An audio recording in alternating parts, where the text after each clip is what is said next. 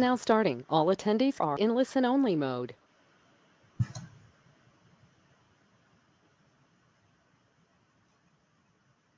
Hello and welcome to the Social Emotional Learning webinar with the Indiana Historical Society. My name is Beth Whitaker. I'm the coordinator of learning here at the Historical Society. This is part of our Teaching Beyond Textbook series. A little bit of housekeeping I wanted to go over with you first. If you at any point have a question or comment or want some more clarification on your viewer, you should have a section that says questions. That is the box for you to type into if you do have any questions, comments, concerns, queries, quandaries, or the like.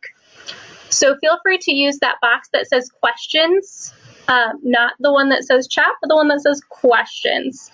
And I will try to respond as quickly as possible. And I'm going to give it just a couple more minutes before we really get started here. See if anybody else has a chance to join us tonight. And I promise I will try to get everything done by the time we have the State of the Union address. As a social studies educator, it's always good to be present for those types of things. So I'll do my best to keep on time with that. Like I said, in just a few minutes, we'll go ahead and dive in and get started. We'll give people about another minute or so.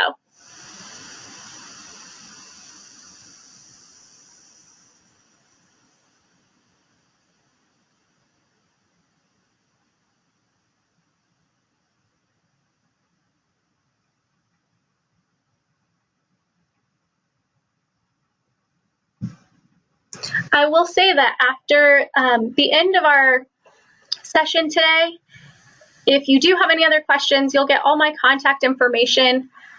And also, I will be sending out in the next day or two a link that will have this presentation in it. So if there's anything that we move quickly through or a graphic that you'd like to go back and refer to, you will have access to not only this video recording, but also the entire slideshow, as well as a Google Drive that will have more resources, more activities, video clips, all that kind of stuff. And that will be broken out for a pre-K and elementary and middle school and high school age groups. So that should kind of fit your needs. All right, so let's go ahead and dive in tonight.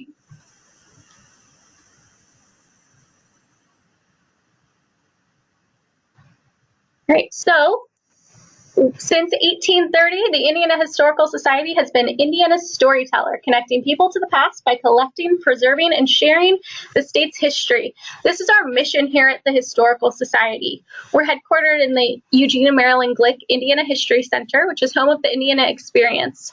We're a Smithsonian affiliate, a member of the International Coalition of Sites of Conscious. But how does all of this stuff fit together with tonight's theme? Well, the idea is we have to equip our students with the tools to be able to tell their stories in the future and to allow them to make history. So, we've got to think about Maslow and the hierarchy of needs here and how we're meeting them. There's a lot more than just academics going into sharing our histories. So, what is social emotional learning? Why do we care about it? I'm going to start first with the why do we care about this? See, there were a multitude of studies that were published in 2018 that worked on redefining ideas in education, but there's this one common thread through all of them, which was to boost student learning, academics is not enough. We have to look at how students and teachers are supported. So, keeping that in mind, let's look at the definition of what social emotional or SEL or SEL is. It's defined by the collaborative for academic, social, and emotional learning, or CASEL, as the process through which children and adults acquire and effectively apply knowledge, attitudes, and skills. Sorry, I'm making making sure I've got everybody's questions answered there. Apply the knowledge, attitudes, and skills necessary to understand and manage emotions, set and achieve positive goals, feel and show empathy for others, establish and maintain positive relationships, and make responsible decisions. So there's a lot to it, a lot of big words, right? How do we break that down a little further? Well, there's these core competencies. So breaking it down into self-management and self-awareness, that's looking at regulating your emotions, your feelings, relating to other people. That's at a very basic level. But of course, we also have self-assessment and looking at strengths and challenges. When we're talking about all of this stuff, this isn't just kindergarten or preschool, I'm happy, I'm sad. This goes all the way through adulthood as we're looking at how we're setting and achieving goals. We also have responsible decision making. So thinking about the well-being of others, recognizing your responsibility, acting in an ethical way. Social awareness and relationship skills are also both related. So in those, we're looking at respecting diversity, interacting with diverse groups and valuing that diversity, understanding social and ethical norms of behavior, and different types of supports, working collaboratively.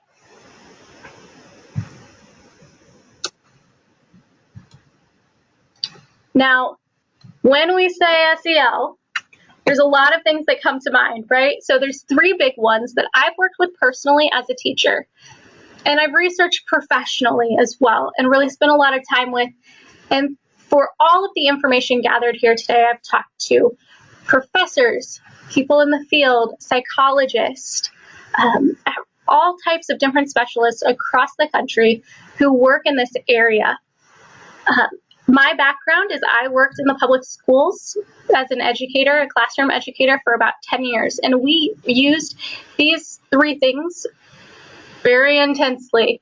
So I will be bringing things to the table through the lens of trauma-informed, which is also trauma-based or responsiveness to that, and conscious discipline, which focuses on addressing lagging skills. The big idea here is that kids do well if they can, not kids do well if they wanna. I like this approach because it flips the mindset on the teacher's role. Instead of trying to motivate them to wanna do well, right? Making kids wanna do something. The teacher is then focused on identifying lagging skills to address and teaching the student to apply life skills. So they do well if they can. If they're not doing well, there's something that's missing. And how can we provide that as educators and as community leaders? The other aspect of this is growth mindset.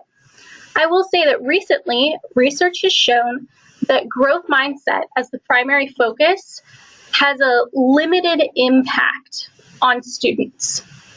However, the impact that it does have on those few students is so great and so imperative. Growth mindset here is really about the language that is used in the classroom and the community, and that should not be overlooked, but it's something to put in line with other things. All right. Now, I will say I just tried this video and the sound did not work, so I'm going to try it one more time.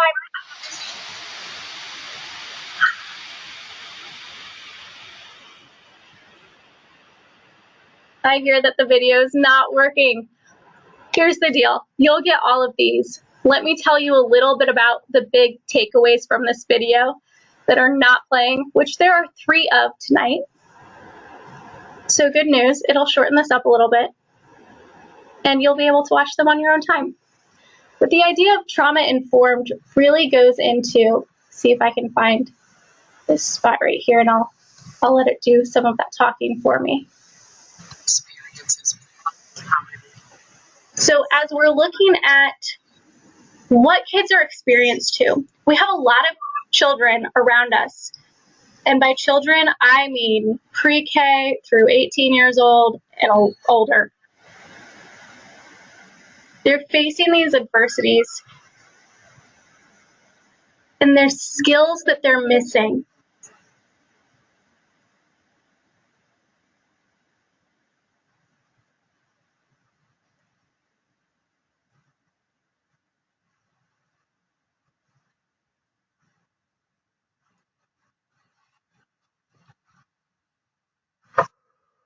So all of this is really going back to looking at the relationships that we have with students, with the kids in our communities, and how important and imperative that is. And recognizing the stresses that they go through and the trauma that they go through. These kids in front of us are oftentimes facing stuff that is hard to handle. And we have to be ready to equip them with the skills to handle these things. No, it's not right that they have to face it. No, it's not okay that there are kids coming to us who don't know where their next meal is coming from. But that is their life at this moment. So instead of thinking, what can I do about it? Or there's nothing that can be done and I'm sad, we want to be trauma informed and recognize how to address the skills that they need. So what are some of the best practices? What are some things that we should be doing with our students and our communities? Consciously create nurturing, caring, and safe environments for these students. That includes things like having a special handshake when they walk in the door to greet you, or thinking intentionally about what goes up on the walls. What types of language are you using? Integrate. Whenever possible, incorporate SEL skill building into academic instruction. In a little bit, we're going to come back to that one and see how we can best do that as educators. So we're putting together all of these social emotional skills, the life skills, into what we're already teaching through our curriculum. Communicate. Communicate clearly and often with all stakeholders. That's teachers, that's parents, that's students, it's community members, it's board members, it's anybody who stakes a claim in this community. Communicate with them. What is going on with SEL?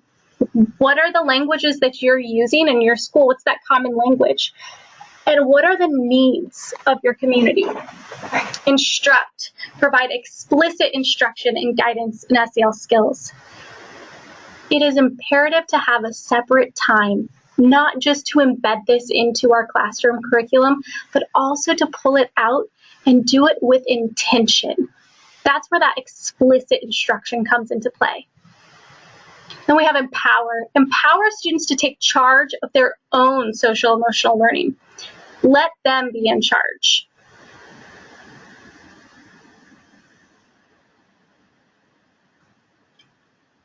Okay, I am going to pause this guy for a little bit. Turn on closed captions. I can hear it, although you can't. So I'll let it play so you can read along with what's going on. I'm going to tell you a little bit about this. This is for conscious discipline. And so with conscious discipline, we're looking at focusing on the skills that are missing, the lagging skills. We all have the kids that throw tantrums, rip stuff off of walls, and they're the kids that we say have, oftentimes they're labeled as ED or emotional disorders, and that nobody can connect with them and they're just troublesome. I challenge you though with that idea. These are the kids who wear on us the most, and it's hard to establish a connection. Conscious discipline, if you do decide to dive into that, there's some books on classroom management through conscious discipline, things like giving choices. You know, I can see you're having a really hard time with this, so you can do A or B, and having them choose. So ripping down paper off the wall is not an option, but they have the choice, and it's empowering them in that way. But it also goes into the sense of community that's in that classroom. So in this example, Gracie and her teacher have a moment where Gracie is throwing a fit and a tantrum and having a rough time. And so her teacher just invites her in and starts to talk to her. She didn't know how to ask for help. Student, Gracie. And that's really key here. She's covered in bruises. She's been abused. She had no idea. She didn't have the skills to be able to ask for help. And this is why teaching these skills are so important. So all of those rough times come together. So when kids are acting out and acting a fool and really just driving you insane, I challenge you to change your own mindset, and that they're not just giving me a hard time. They are having a hard time. They're not just a bad kid, but they don't know the skills to come out of this. So we need to continue to work on building the individual skills. Now, I know that I keep saying that we're going to work on building these individual skills, and then I'm not telling you exactly how to do it. And that's because every child is so individual. And what they need is individual. So I really encourage you to kind of grab a framework and dive in personally to thinking about, maybe just start with 1 or 2 students that you have. One kid in your community that you know is really struggling and having a hard time in all areas. And there's a support in here from Castle that you'll get with the Google Drive. And that has ways where you can see what the problem area is, the lagging skill that kind of fits under, and a suggestion of how to start addressing that. If I wanted to do that for all of them, it would take several hours for us. That would be a full day seminar. So maybe in the future, that's something we can explore together. As I said before, we talked about combining things with what we already do. So this is going into what's in our curriculum. So I want you to, if you have a piece of paper nearby you, grab it, grab something to write with. Just for a minute, maybe you just think on it. That's okay too. Just take a minute though to jot down some lessons that you already have that involve doing things like, or that involve a person's emotional life, an ethical dilemma, a situation that's calling for compassion, a societal change, ethical use of knowledge, cross-group interactions, or, and this is not an and, these are ors, or an implicit pro-social concept such as ecosystems or the Declaration of Independence. I just want you to take a minute now, jot down a lesson or 2 that you know you already have, that you've already worked on, that includes 1 or more of those aspects.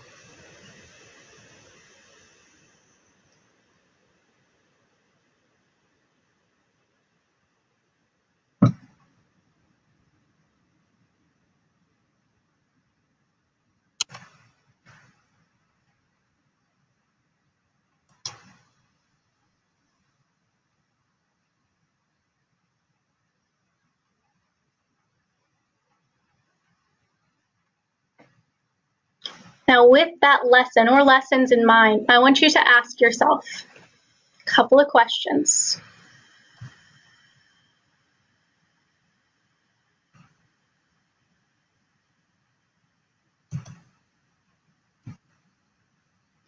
All right, does this lesson involve challenging conversations that might surface in a clash in values, or might surface a clash of values?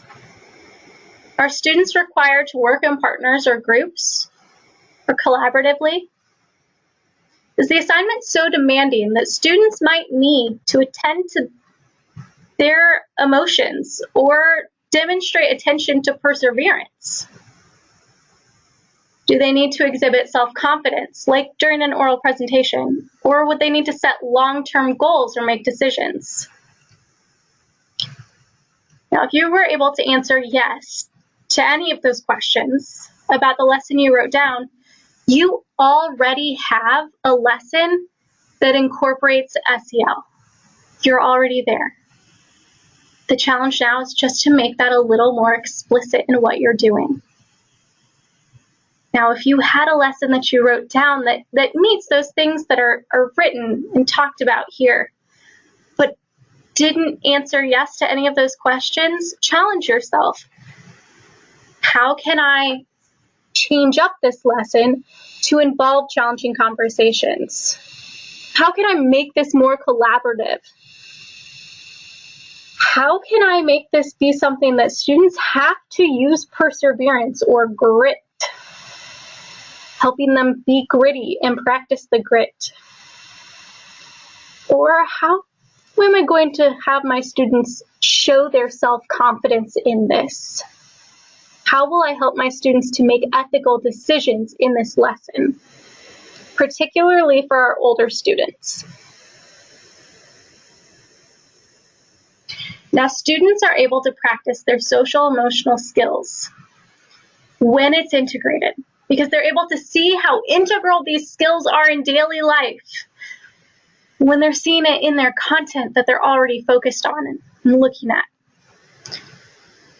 This could be things like picture books, or it could be large social studies lessons. It could be something in math, as simple as a distribution of materials and dividing that up. So this really is covering the whole gamut of early childhood through high school in all content areas. So I'm not saying that you should be adding something else to your plate as a teacher. I recognize how full that plate is. I'm trying to see what can do double duty for you.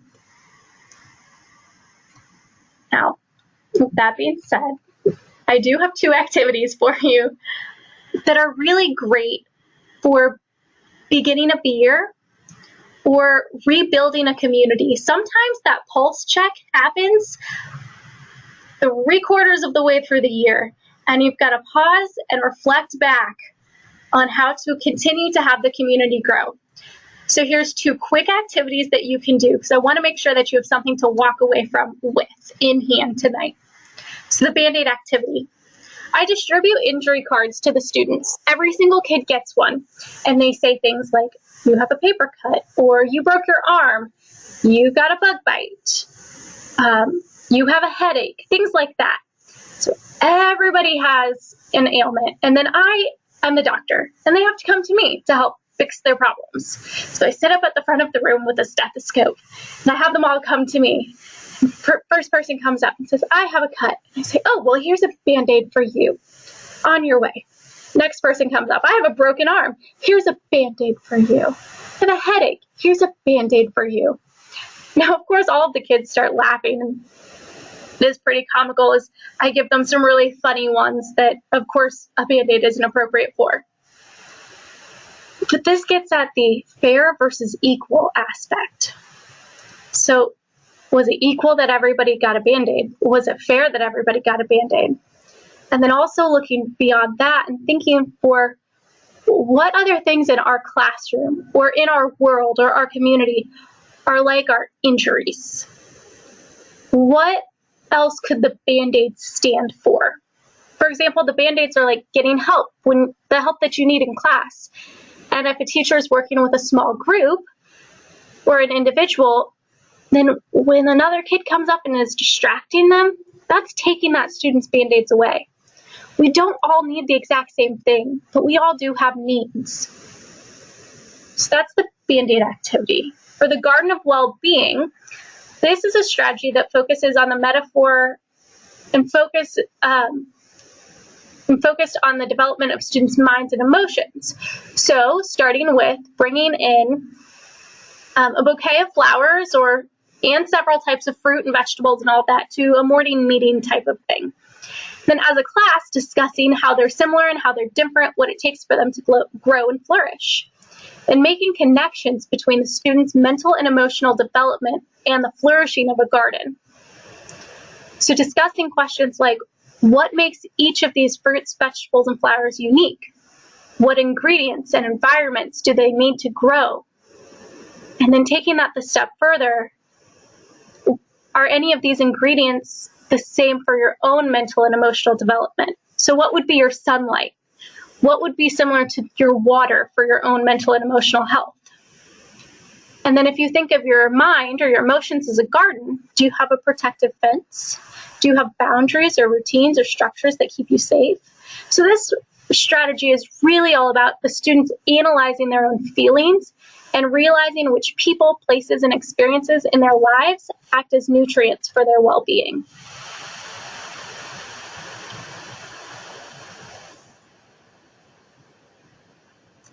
So another aspect here is grit. This is a TED Talk that I highly recommend you watch, talking about grit. And in this, our speaker, Angela Lee Duckworth, she was a teacher she was not a teacher. She had a high-powered job and then became a teacher. And she, through teaching 7th grade or middle school math, realized that she was finding kids failing, but wasn't sure why. Some of her really smart, her really high IQ kids, those ones that we feel like we don't need to worry about as much, or that's what gets in the way, they were failing. So what was that? And she went through and analyzed, and she did research with a team, did a study, and they looked at spelling bees. They looked at people who were in military academies. They looked high and low. They looked at teachers who were first year in a real tough school district. And with that, they found that the one thing they all had in common was this perseverance. It had nothing to do with their IQ. It had nothing to do with how they were raised or how they were set up to succeed. We tend to have this misnomer that the students who are set up to succeed will succeed. But even those kids can fail. And the kids that come from nothing and seem to not have any hope at what might come, they're still set up to succeed if they have this grit. Now, grit is that perseverance. It's that time where you hit what's hard and you keep going. You problem solve through. In my opinion, it's one of the hardest things to actually teach. And I'm sure Angela says the same thing. In fact, she says, I don't know fully how to teach it yet. That's a key word with grit and growth mindset. Don't know how to do it yet. But I do have a few suggestions for you on teaching grit. And you'll hear some and glean some just from listening to Angela. But help your child find dreams, goals, and a core purpose. That will help to encourage grit. Or encourage your child to conduct grit interviews with adults in their life. And that way they can see how other people have had to overcome and persevere through strenuous obstacles. Maybe there's not people in their life, so use stories about famous people who have failed before finding success. There's lots of poems, such as The Rose That Grew from Concrete, that talk about finding it in nature. Picture books, stories, always are a great choice. Sit down and ask the child that you're working with, what is the hard part? And then help them solve whenever they want to give up. That could be a math problem. It could be a writing response. It could be working out a relationship with a friend. Ask them what's the hard part and help them problem solve. And really look at the obstacles that can be overcome. Share passions with children and then pursue them regularly. You have to set the example. Which brings me to my final big point for tonight, which has nothing to do with the students that we interact with on the surface, and everything to do with ourselves as educators and leaders in our communities. So, teacher well-being. I want to say a few things first. Classroom stress is contagious. If you are stressed, your students will know. They will feel. It will go through the room. Secondhand trauma is real. I did not know what this was. I had never heard this concept before until I got to a point where I was so stressed that it was affecting my teaching. And I had a peer come to me and tell me about this idea. And that's a link that will have more information for you. If you are dealing with students that are going through a lot of trauma, it's good to be aware of that reality for yourself. Routine, intense levels of stress don't have to be the norm. They shouldn't be the norm because your kids will take that on. And I know that sounds insane to say when you're working with kids in trauma, but there are ways to overcome it. And it's important that you do. So let's look at a few of those ways. So one way is to reconnect with your purpose. So try to do one thing each week that reminds you of why you became a teacher in the first place. Like use a teaching strategy that you and your students all enjoy to remind you of the difference that you're making in their lives. An example of that for me today, I went off script here at the museum and I took my lesson on inferencing and I changed the content of it to something that's really important to me that I really felt like they needed to hear that day. And I am still on a high from that, from this morning. I know that I made a strong difference in their lives because of that one thing that we talked about today. Adopt a growth mindset in your teaching. There's great value in trying new things and accepting mistakes as opportunities to learn. You can all do with a little reminder of the power of yet. And it's helpful to see yourself as a learner and spend some time reflecting on those new ideas. Focus on kindness and gratitude. An act of appreciation or kindness produces positive emotions, strong social connections. Consider the simple ways that you can build gratitude into your day. Like at the end of the day, write out 3 things, or maybe even just one, that was good, something good that happened that day, and keep track. Or you could use something like a gratitude journal. Number 4, keep clear boundaries between home and school. Set a reasonable time for leaving school each day and stick to it. I know that seems impossible, especially for our community leaders who are here tonight. Your day doesn't end. You don't go home. You're always there. So you have to find ways to turn off that teacher mindset, that leader mindset, so that you can relax for yourself when you get home. Try having a ritual to help you switch your mindsets, which could be something as simple as changing clothes or going for an afternoon walk, spending time with family or friends. But really try to limit the amount of work that you're bringing home. I know it's easier said than done, but you have to start somewhere. So a time limit can help. Set up effective debriefing and mentoring structures. Teaching, community leading, mentoring. It's an emotionally taxing job that throws up many challenges. So set up structures that help you focus on solutions rather than problems. So venting feels really good in the short term, but it doesn't solve the big problems.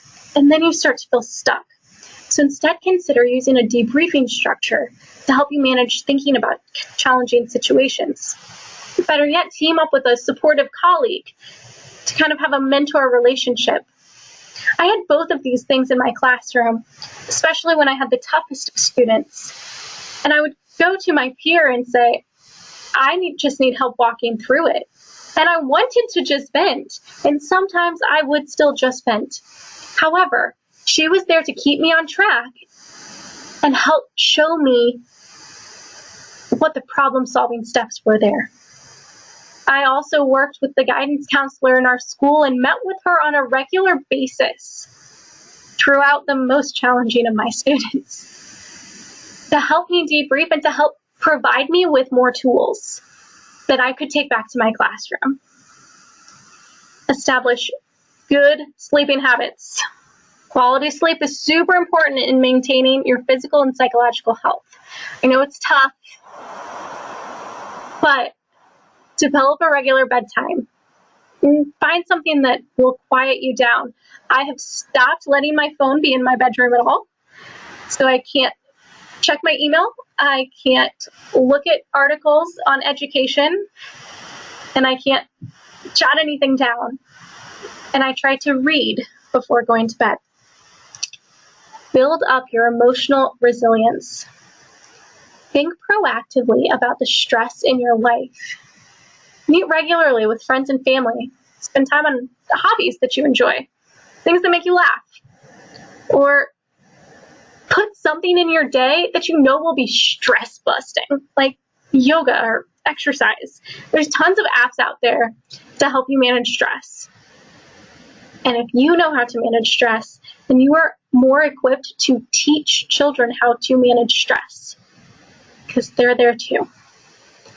Keep focused on your goals. Setting goals is a great way to give direction and motivation. So make sure that your goals are achievable, measurable, and have an endpoint. Make them SMART goals. Break up big ones into smaller ones.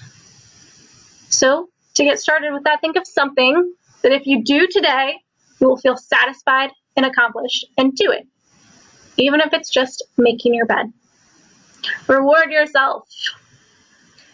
So reward yourself when you hit one of those tangible goals and have a tangible reward. One of my favorites was if I were to leave work on time for a week, I would use one of those Starbucks gift cards that I saved up for my students and go get myself a fancy latte. It doesn't have to be a big, extravagant thing, but little bits go a long way. And lastly, build new connections and relationships. New relationships and connections are key to our well-being. So take time to get to know the students, parents, and staff members in your school. Don't put yourself as a silo. Develop a community that you can depend on. And a lot of this comes from Professor Gail Kinman. And she published these in 2014, and they still hold very true. So that's the gist of what I have for you tonight. Again, my name's Beth. My email is right here. I'm sure you've gotten several from me already. We are online on social media at INHistoryEDU and at Indiana History. So please follow us and join us along with our journey of how we're building up our future.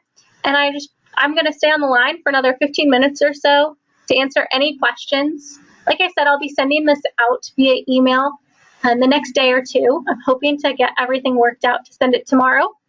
And that way you'll have access to all of these videos, as well as an additional file folder of resources that have tangible lessons that you can use in your classroom. Tonight was really the meat of it, of why it's important and how we're going to use it and implement it. You're not alone in this journey. If you ever have questions, feel free to reach out. I'd love to connect you with a support system as well. So thank you so much. And like I said, I'll hang around the line for another 15 minutes or so. So feel free to ask any questions that you have.